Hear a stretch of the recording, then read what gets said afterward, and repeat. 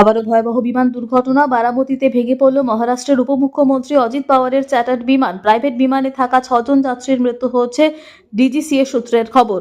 অজিত পাওয়ার গতকাল মন্ত্রিসভার বৈঠকে যোগ দেন। আজ নির্বাচনী প্রচারের জন্য মহারাষ্ট্র থেকে বারামতির উদ্দেশ্যে রওনা দেন, কিন্তু 9টা নাগাদ বারামতি পাহাড়ে বিমানটি ভেঙে পড়ে। জানা যাচ্ছে বিমানের সামনের অংশে আগুন ধরে যায়। এমার্জেন্সি ল্যান্ডিংয়ের জন্য পারমিশন চাওয়া হয়েছিল, সেই পারমিশনও দেওয়া হয়েছিল, কিন্তু ল্যান্ডিংয়ের সময় বিমানের সামনের অংশে আগুন ধরে যায়।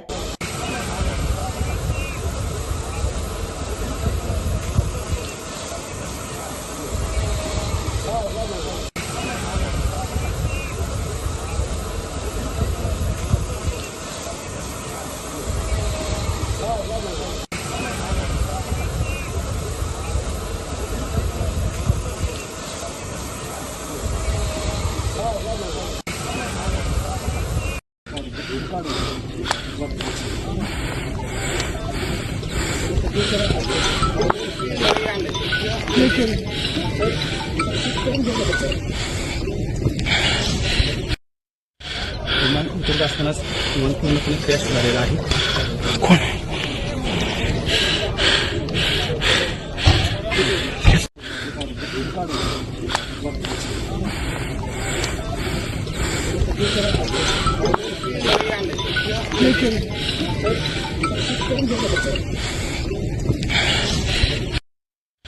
विमान उतरत असतानाच विमान पूर्णपणे क्रॅश झालेलं आहे.